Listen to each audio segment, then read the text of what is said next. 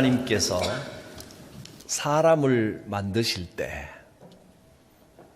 땅의 흙으로 사람을 빚어 만드시고 그 코에 생기를 불어넣었더니 생명, 살아있는 영이 되었습니다. 하나님께서 이 세상을 창조하실 때 다른 모든 만물은 말씀으로 창조하셨는데, 즉 하나님의 뜻으로 창조하셨다는 겁니다. 그런데 사람을 창조하실 때는 그냥 하나님의 뜻, 말씀, 생각 그렇게 창조하신 게 아니고 직접 하나님의 손으로 그 모양을 빚어 만드셨다. 그렇게 기록을 했습니다. 이 말은 하나님께서 정말 사람을 요만한 사람을 흙으로 이렇게 조물조물 만드시고 눈 뚫고 코 뚫고 입 뚫고 이렇게 진흙을 빚었다라는 이런 생각을 상상을 하시면 성경에 기록한 목적과는 전혀 엉뚱한 데로 가는 겁니다. 그걸 말씀하신 게 아니고 실제로 역사적 사건으로 하나님이 사람을 찰흙 같은 걸로 이렇게 만들었다 이런 의미가 아니고, 이 말씀은 인간의 이 육체의 본질은 흙이다, 이 메시지를 지금 우리에게 주시는 겁니다. 이 몸은 흙에서 왔습니다. 이 땅에 속해 있다 그 말입니다. 인간의 육신은 땅에 속해 있습니다. 그래서 하나님의 생명이 빠져나가면 언제든지 흙으로 돌아가 버립니다. 먼지나 티끌이나 우리 몸이나 다를 바가 없는 겁니다. 그런데 하나님께서 여기에 하나님의 숨, 생기를 불어넣으신 겁니다. 그 코에 생기를 불어넣었다. 이걸 또 가지고 하나님께서 진흙으로 사람 모양 만들어 놓고 그 조그만 코에다가 입을 이렇게 막고 코를 통해서 불어넣는 모습을 상상하시면 그것도 성경과 틀린 이야기가 되어버립니다. 잘못된 상상입니다. 그런 현실적인 구체적인 상황을 말씀하려는 게 아니고, 이 몸은 땅에서 왔는데 하나님께서 생명을 넣어주셨다라는 메시지입니다. 그래서 살아있는 영이 된 겁니다. 생명이 된 겁니다. 이 땅에 있는 온 우주 만물의 모든 것 가운데 땅의 것과 하늘의 것이 만나서 합쳐져서 생겨난 것은 우리 사람밖에 없습니다. 그래서 생명이 고귀한 것입니다.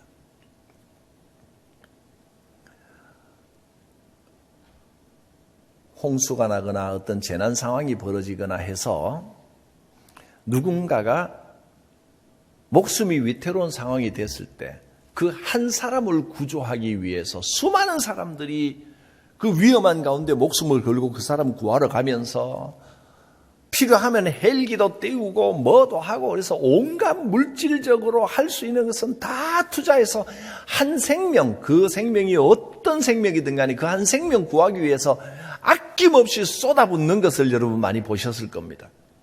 어떻게 생각하면 참 계산이 안 맞는 건 아닙니까? 한 명 살리려고 수십 명이 목숨을 걸고 한 명 구조하려고 수백 명이 나서서 온 산과 바다를 막 다 뒤지고 이렇기도 합니다. 왜 그렇습니까? 한 생명은 생명으로서 가치가 있기 때문입니다. 생명은 물질적으로 싸다 비싸다 뭐보다 더 많다 적다 이렇게 비교할 수가 없는 겁니다. 생명 그 자체로 귀합니다. 하나님께서 창조하신 창조물이기 때문에 그렇습니다. 하나님의 창조물 가운데 하늘의 형상을 심어두셨기 때문에 생명이기 때문에 그렇습니다. 근데 한편으로는 또 보면 지금 우크라이나 전쟁이나 중동 이스라엘과 팔레스타인 전쟁이나 또 아프리카 곳곳의 내전들을 보면 특히 지금 중동에 수천 명, 10,000명 이상이 죽었다라는 소리를 들을 때 생명이 정말 이렇게 귀한 건가?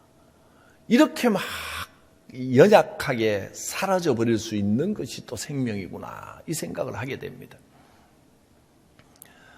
우리 사람의 생명은요, 하나님께서 심어주신 그 생기 때문에 세상에서 가장 귀한 것이기도 하지만 그렇다고 해서 세상 모든 것보다 뛰어나고 강하지는 못합니다. 이렇게 연약한 것이 우리 인간입니다.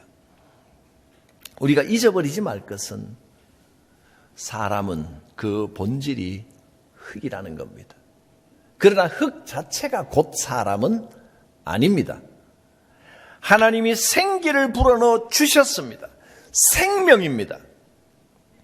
그래서 인간의 육체를 가지고 있는 우리 존재가 하나님을 생각하며 하나님의 고귀한 형상을 가지고 살아가는 겁니다. 하늘의 목적을 가지고 살아가기 때문에 고귀한 인생이 되는 겁니다. 그러므로 여러분, 우리는 흙덩어리 같은 존재가 아니라 하나님의 영이 들어가서 하나님의 형상으로 호흡하는 생영, 살아있는 영, 생명입니다. 인간은 하나님의 영을 모시고 하나님과 함께 살아가면 고귀하고 복된 인생이지만 하나님을 거역하고 하나님을 잊어버리고 하나님을 떠나버리면 언제든지 비참한 흙덩어리 같은 인생이 되고 마는 겁니다. 이 세상에서 아무리 많은 것을 가지고 아무리 명예를 얻고 권력을 얻고 모든 걸 다 이루었다고 해도 하나님 떠나면 그 인생은 아무것도 아닙니다. 비참하고 허망합니다. 주체할 수 없이 많은 돈을 번 백만장자, 억만장자들도 그 사람들은 우리가 저 같은 사람이 감히 상상할 수도 없는 정도의 재물을 모은 사람들도 많습니다. 그 사람들은 돈을 가만히 놔두기만 해도 돈이 막 불어납니다. 근데 그런 사람들은 정말 인생이 편할 것 같지만 그런 백만장자, 억만장자들이 자살하는 경우가 일반 사람들보다 훨씬 더 많습니다.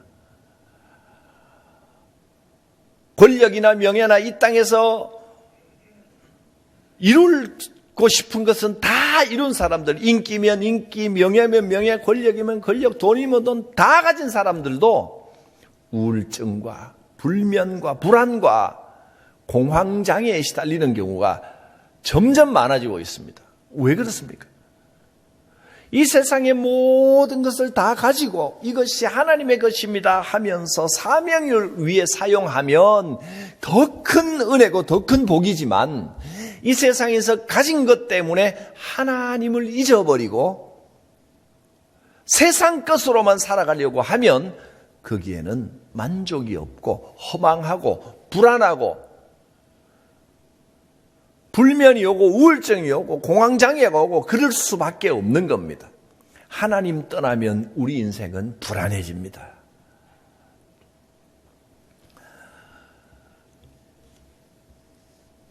사람은 흙에서 왔습니다.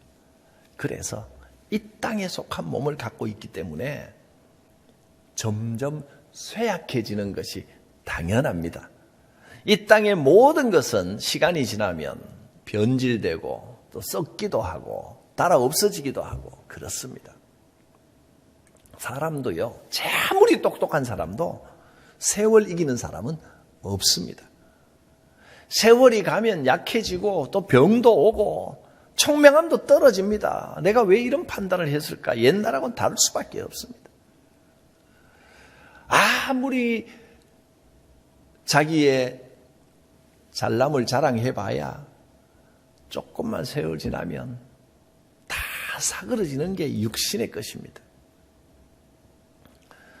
10년, 20년 세월이 금방입니다. 한 50년만 가면 이 중에는 여러분은 아직까지 거울 보면서 탁 거울을 보면 자기도 모르게 손이 이렇게 탁 올라가시는 분 혹시 있는지 모르겠어요. 이거 잠깐입니다. 금방 사그러집니다. 30년, 40년, 50년 긴 세월인 것 같지만 10년이 얼마나 빨리 지나갑니까? 여러분, 제가 성관계에 와서 여러분 만난 게 벌써 만 6년 넘어갑니다. 이제 반올림하면 10년입니다. 그런데 아직까지도 기도할 때 우리 목사님 새로 오셔서 아직까지도 그렇게 기도하시는 분이 있더라고요. 금방 10년입니다. 여러분, 저도요, 지금까지 우리 성관계에서 한 만큼 앞으로 2번만 더 하면 저 은퇴합니다. 세월 금방이죠. 순식간에 지나갑니다. 이 땅의 것을 자랑할 거 아무것도 없습니다. 우리가 자랑할 것은 하나님 주신 이 생명입니다. 모든 생명에는 사명을 주셨고 비전을 주셨기 때문에 이 사명을 자랑해야 되는 겁니다. 사람이 자기 본분을 잊어버리고 이 육신의 것에 몰두하면 하나님의 진노가 임합니다. 첫 인간 아담과 하와가 그랬습니다. 아담이 누굽니까? 아담이 몇천 년 전 혹은 만년, 2만 년이다 혹은 몇천 년이다 이렇게 학자들마다 주장하는 건 좀 다르지만 아무튼 그때 있었던 어떤 사람의 실제 이야기라고 생각하면 착각입니다. 성경이요, 특별히 창세기 1장, 2장, 3장은 옛날에 살았던 아담 이야기를 들려주는 게 아닙니다. 제가 확신하건대 아담과 하와는 실존 인물이 아닙니다. 무슨 이야기를 하려고 하느냐면 성경은 시작부터 아담이 누구냐는 겁니다. 누가 아담입니까? 여러분 가운데 앉아 계신 남자분들 저를 포함하여 제가 바로 아담입니다. 여러분이 아담이에요. 하와가 누굽니까? 여자분들 여러분들이 하와입니다. 아담과 하와를 창조하셨습니다. 하나님의 뜻과 질서대로 이 세상을 창조하셨고 에덴 동산에 거하게 하셨습니다. 에덴 동산은 어디 있습니까? 어떤 사람들은 에덴 동산을 연구하면서 이게 어디에 있냐, 중동 지역의 이스라엘 주변에 어디가 아니겠는가 막 자꾸 연구를 해가지고 여러분 에덴 동산은 부동산 입장에서 볼 때 땅값이 얼마일까요? 이런 거 계산하고 다 쓸데없는 이야기입니다. 에덴 동산은 그런 의미로 찾아가면 성경을 완전히 엉뚱하게 해석하는 겁니다. 에덴 동산이 어디입니까? 우리 인생이 에덴 동산입니다. 여러분의 삶이 곧 에덴 동산입니다. 그 동산 한가운데 눈에 탁 띄는 특별한 나무 2그루를 심어 두셨는데 하나는 생명나무요, 하나는 선악을 알게 하는 나무입니다. 여러분 인생의 삶의 한가운데 이 2그루 나무가 우뚝 솟아 있는 겁니다. 생명나무가 있고 선악을 알게 하는 나무가 있습니다. 근데 생명나무는 얼마든지 먹어라. 많이 먹을수록 좋다. 근데 선악을 알게 하는 나무는 먹지 마라 하셨습니다. 원래 먹지 마라 그러면 더 먹고 싶어지거든요. 더 맛있어 보입니다. 어느 게 더 맛있는지는 모릅니다. 아무튼 성경에 표현하면 그 열매가 너무나 탐스러웠다. 생명나무보다 더 탐스러웠을까요? 저는 아닐 거라고 생각합니다. 먹지 마라 그러면 그게 더 탐스러워 보이거든요. 여러분 인생에 그렇게 탐스러워 보이는 선악을 알게 하는 나무와 생명나무가 항상 있습니다. 그런데 간혹 묻습니다. 먹지 마라 그럴 나무를 왜 만드셨나요? 만드시 않았으면 인간이 죄를 안 지었을 텐데. 그 신학적인 여러 가지 설명이 있을 수가 있지만 복잡한 설명을 떠나서 그것은 그 질문 자체가 의미 없는 질문입니다. 왜냐하면 실제로 보니까 이 에덴 동산 여러분의 삶에는 지금도 이 2그루 나무가 우뚝 서 있다는 겁니다. 생명나무는 얼마든지 드십시오. 많이 먹을수록 좋습니다. 근데 선악을 알게 하는 나무는 먹으면 안 됩니다. 선악을 알게 하는 나무를 먹으면 눈이 밝아져서 자기가 잘난 줄 알게 됩니다. 자기가 꽤나 똑똑한 줄 알게 됩니다. 선악을 판단하는 것을 자기가 하려고 합니다. 생명나무로 먹으면 먹을수록 하나님을 바라보게 되고 하나님을 의지하게 되고 영성이 발달하게 되는데, 선악을 알게 하는 나무는 인간의 지혜가 점점 발달합니다.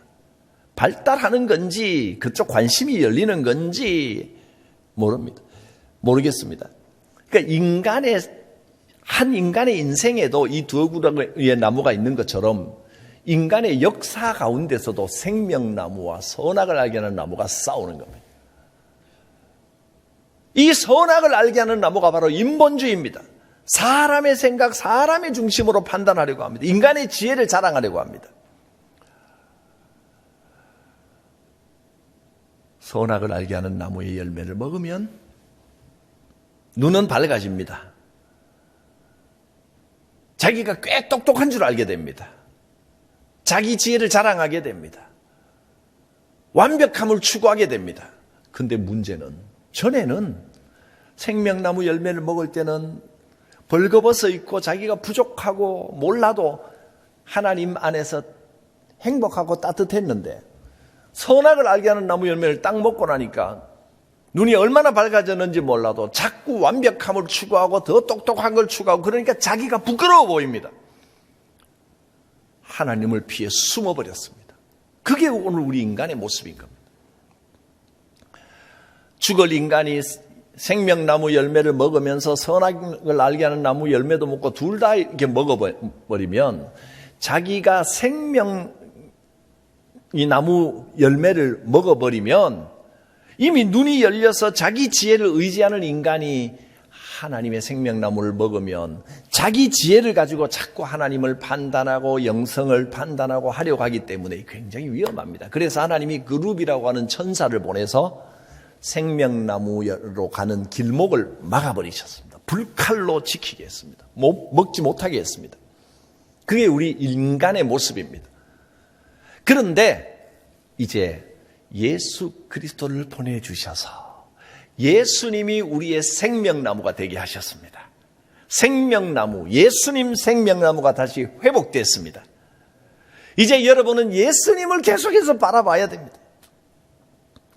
이제는 다시는 선악을 알게 하는 나무 열매를 따먹기를 그치고, 내가 잘났다, 내가 판단하겠다, 내가 똑똑하다 하기를 그치고, 이제는 생명나무 예수님을 의지합니다. 날마다 예수님을 바라보기를 원합니다. 이렇게 사셔야 됩니다.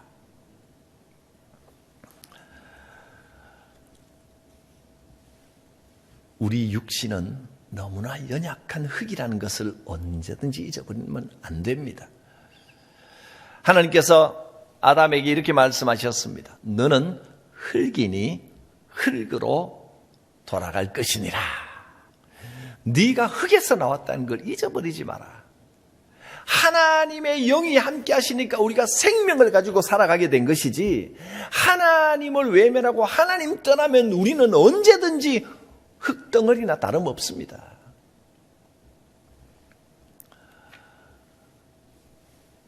우리 인생은 길어야 70, 건강해도 80, 많이 살면 100세, 조금 더 오버해서 살면 110세, 그보다 더 욕심내시는 분 계십니까?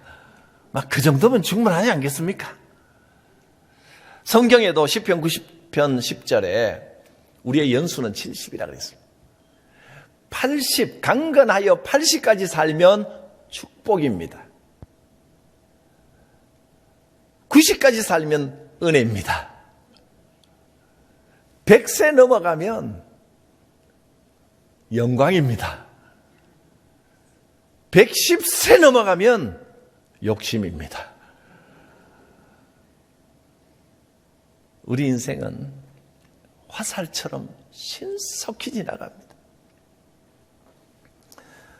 누구나 흙으로 돌아가야 하고,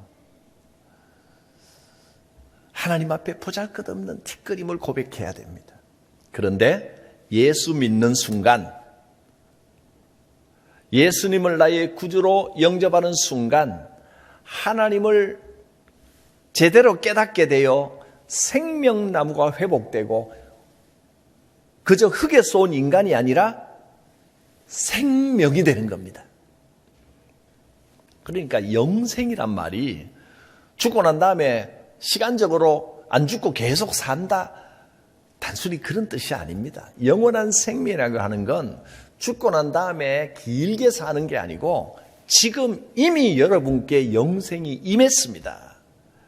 그래서 요한복음 11장 26절에 예수님께서 25절 6절 나는 부활이요 생명이다. 예수님이 영생을 주신다는 겁니다. 생명나무라는 뜻입니다. 나를 믿는 자는 죽어도 살겠고 무릇 살아서 믿는 자는 어떻게 돼요? 영원히 죽지 아니하리라. 이미 하나님께서 생명나무를 회복해 주시는 순간 우리는 영생을 얻은 겁니다. 지금 여러분은 영생을 살고 있는 겁니다. 영생이 시작됐습니다. 이 땅의 것은 때가 되면 벗어버리고 이제 영생의 몸을 갈아입어야 되는 겁니다. 그게 죽음입니다.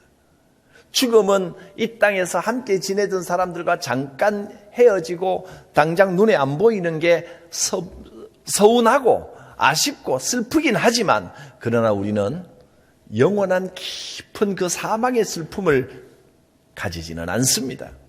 영생이 이미 임하셨기 때문입니다. 흙으로 만들어진 우리 인간에게는 두 종류의 삶이 있습니다. 생명의 삶과 사망의 삶입니다.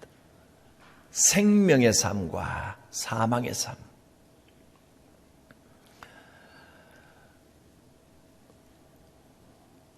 하나님이 함께 하실 때 우리는 영생을 가진 생명의 삶을 삽니다. 그러나 하나님과의 관계가 끊어져 버리면, 영성이 메말라 버리면 사망의 삶이 되어버립니다. 사람의 진정한 가치는 이 땅에서 뭘 가졌고 뭘 누리고 이 땅의 것으로만 결정되는 게 아닙니다.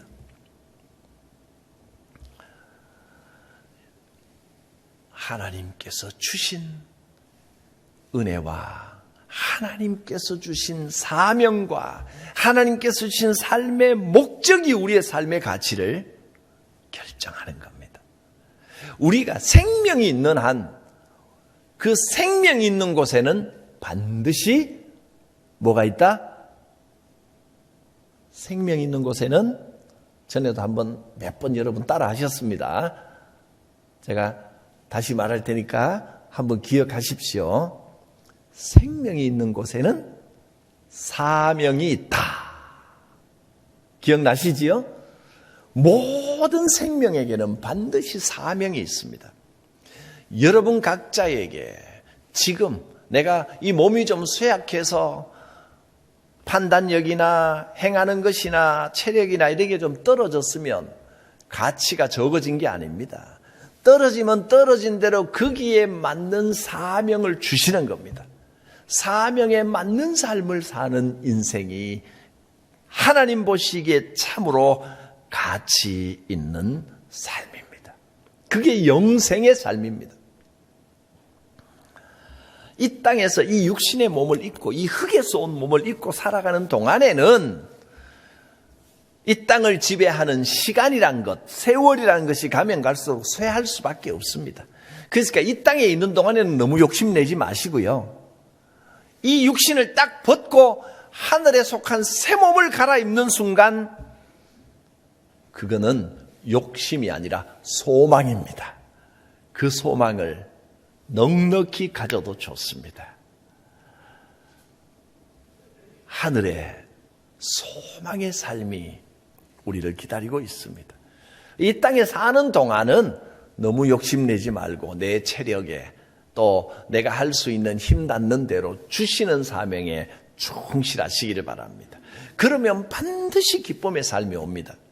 내가 만약에 너무 쇠약하여 어디 몸 움직이기, 내 혼자 몸 움직이기도 힘든데 뭘 하란 말이냐 그러시다면 앉아서 안 움직이고 앉아있는 사람이, 아니 앉아있지 않고 누워있다 하더라도 누워있는 사람이 다른 사람은 막 활동하며 이 일 저 일 하지만 나는 꼼짝도 못하고 누워있다. 누워있는 사람이 제일 많이 할 수 있는 게 뭘까요? 기도하는 겁니다. 기도의 사명이 그만큼 많이 주어져 있는 겁니다. 사명을 감당하는 삶이 복된 삶입니다. 사망은 하나님과 끊어지는 것이 사망입니다. 하나님을 잊어버리고 이 세상 것에만 몰두하여 썩어질 육신의 것에, 흙으로 돌아갈 것에 욕심내고 거기에 몰두하는 게 사망의 인생입니다. 하나님의 낯을 피하여 숨어버리는 겁니다. 생명의 삶을 살아가고 계십니까? 사망의 삶을 살아가고 계십니까? 여러분의 몸을, 여러분의 인생을 하나님께 영광 돌리는 수단으로 사용하시길 바랍니다. 그저 교회 잘 출석하고 있습니다. 그것만으로는 충분하지 못합니다. 이 몸이 하나님이 주신 사명에 사용되게 해야 됩니다. 내 안에 있는 생명, 하나님의 영이 살아있어서 하나님과 교통하는 삶이 돼야 됩니다. 이 예수 그리스도 생명나무를 우리에게 허락해 주셨는데, 생명나무는 보지 않고 자꾸 이 세상 것만 쳐다보면서 그저 교회만 왔다 갔다 하면서 나 신앙생활 잘하고 있어요. 그래서는 안 된다는 겁니다. 하나님 주신 이 생명나무 예수 그리스도를 누려야 됩니다. 그게 복음입니다. 복음은 생명나무 대신 예수님을 그냥 먹으면 됩니다. 어떻게 먹어요? 주님 바라보면 됩니다. 주님 생각하면 됩니다. 이 세상에 우리가 살아가면서 많은 문제들을 만납니다. 때로는 감당하기 힘든 환난과 고민과 어려움을 만납니다. 가정의 문제, 또 생업의 문제, 생각지도 못한 일이 막 사업에 터지고 내가 감당할 수 없을 정도로 막 힘이 듭니다. 사업의 문제, 또 건강의 문제, 예기치 못한 사고를 만나고 몸이 병들어 너무너무 아프고 힘이 듭니다. 그럴 수 있습니다. 이 땅에 몸이기 때문에 그렇습니다. 자녀의 문제, 자녀들이 생각대로 안 됩니다. 안타깝습니다. 마음이 너무 아픕니다. 힘이 듭니다. 괴롭습니다. 그럴 수 있습니다. 우리가 살아가는 이 땅에서의 삶에는 이런 수많은 문제들이 있을 수 있습니다. 이웃과의 관계의 문제, 심지어 성도들 간의 관계도 막 힘들고 너무너무 고민되고 힘들고 수많은 문제들이 있습니다. 그러나 여러분, 문제는 많지만 답은 간단합니다. 이 모든 문제를 해결할 수 있는 놀라운 공식이 하나 있습니다. 법칙이 있습니다. 이 공식에 딱 집어넣으면 그냥 끝납니다. 그 법칙이 무슨 법칙일까요? 많이 들어보셨습니다. 저를 통해 수없이 들었습니다. 이 공식 오늘은 꼭 기억해 놓으십시오. 삶의 수많은 문제들을 집어넣으면 딱 대입만 하면 답이 딱 나오는 공식. 무슨 법칙? 따라합니다. 바라봄의 법칙. 할렐루야. 바라봄의 법칙. 예수 그리스도를 바라보면, 생명나무 대신 예수 그리스도를 바라보면 이 문제들이 해결됩니다. 이 문제들이 저절로 막 해결됩니다. 해결할 수 있고 이길 수 있는 힘이 하늘로부터 내려옵니다. 이길 수 있는 힘이 예수 그리스도로부터 공급됩니다. 실제로 문제가 해결되는 역사도 막 나타납니다. 우선 마음이 평안해집니다. 전에는 문제가 두렵고 떨리고 불안하고 막 그랬는데 예수 그리스도를 바라보면, 생명나무가 내 속에 들어오면 그것이 능력이 되고 힘이 됩니다. 능히 이 모든 시험을 헤치고 나가게 됩니다. 하나님께서는 감당할 만한 시험 외에는 주신 적이 없습니다. 능히 이깁니다. 이제 그 문제 때문에 푹 문제 속에 빠져가지고 문제 쳐다보면서 밤새면서 가슴 두드리면서 막 신경쇠약 약 먹고 막 그러지 마시고 이제 딱 내려놓으세요. 내려놓고 어떻게 한다? 예수님만 바라봅니다. 눈에 보여야 바라보지 어떻게 하면 바라봅니까? 입의 고백이 굉장히 중요합니다. 반복해서 고백하십시오. 예수님을 바라봅니다. 예수님은 눈에 안 보이기 때문에 더 좋아요. 눈 감고도 바라볼 수 있습니다. 우리 주님만 바라봅니다. 우리 주님만 의지합니다. 우리 주님을 바라봅니다. 예수님을 바라봅니다. 십자가를 바라봅니다. 주님이 내 해답인 줄 믿습니다. 그러면 놀랍게도 이 말만 계속 반복하고 마음에 새겨도 막혀있던 기쁨의 샘이 열리기 시작합니다. 그 배에서 생수의 강이 흘러넘치기 시작합니다. 하늘의 평안이 임하기 시작합니다. 이것이 문제 해결의 시작입니다. 바라봄의 법칙을 기억하십시오. 주께서 함께 하십니다. 기도합니다. 거룩하신 하나님, 이 육신을 입고 살아가는 우리들, 땅의 문제와 환난과 어려움과 연약함 속에서 때로는 너무 지치고 힘이 듭니다. 그러나 주님, 오늘 다시 한번 우리 생명나무 되신 예수 그리스도를 바라보며 힘을 내어 회복하게 하여 주시옵소서. 사명 따라 살아감으로 하나님을 기쁘시게 하며 하나님과 동행하는 복된 삶이 되게 하여 주시옵소서. 예수님의 이름으로 기도드립니다. 아멘.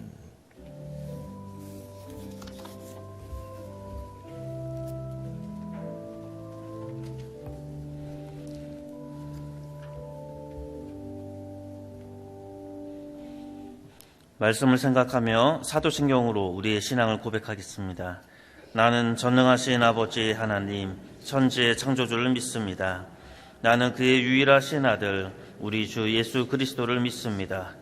그는 성령으로 잉태되어 동정녀 마리아에게서 나시고 본디어 빌라도에게 고난을 받아 십자가에 못 박혀 죽으시고 장사된 지 사흘 만에 죽은 자 가운데서 다시 살아나셨으며 하늘에 오르시어 전능하신 아버지 하나님 우편에 앉아 계시다가 거기로부터 살아있는 자와 죽은 자를 심판하러 오십니다.